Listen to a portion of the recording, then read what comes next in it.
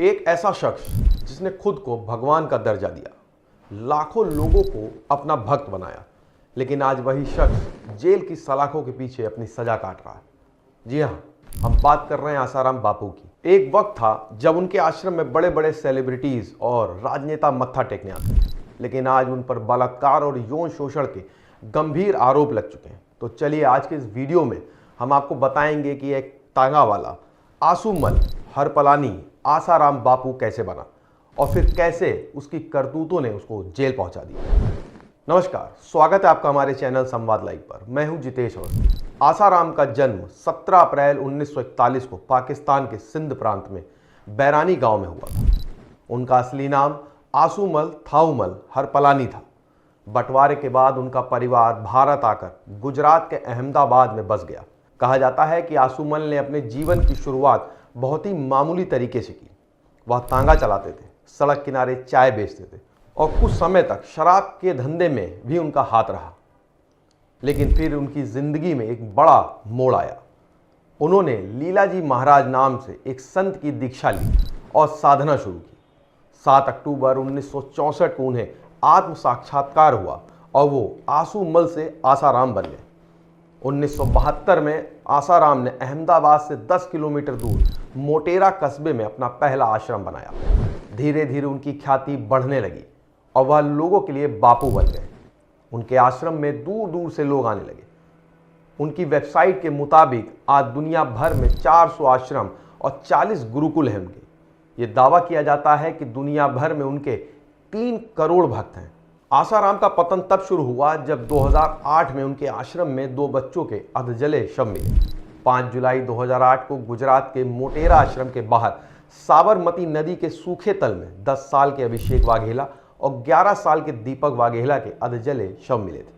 परिजनों का आरोप था कि उन दोनों का दाखिला गुरुकुल में कराया गया था और तंत्र मंत्र के लिए बच्चों की बलि दे दी गई।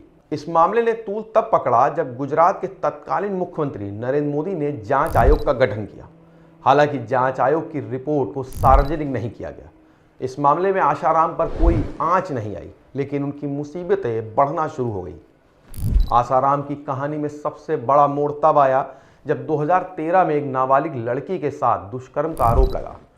लड़की के माता पिता ने बताया कि उनकी बेटी छिंदवाड़ा के गुरुकुल में रहती थी।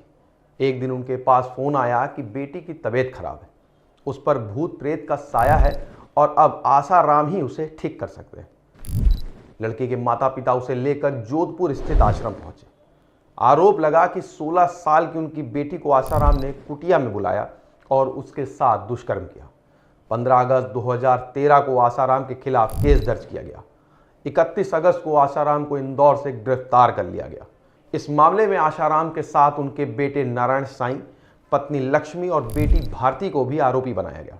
दोनों बहनों ने आसाराम और नारायण साईं पर 2001 से 2006 के बीच दुष्कर्म, अप्राकृतिक यौन संबंध और अवैध तरीके से बंधक बनाने का आरोप लगाया। जोधपुर की अदालत ने 2018 में आसाराम को नाबालिग लड़की के साथ दुष्कर्म करने के मामले में दोषी ठहराया और उन्हें आजीवन कारावास की सजा सुनाई।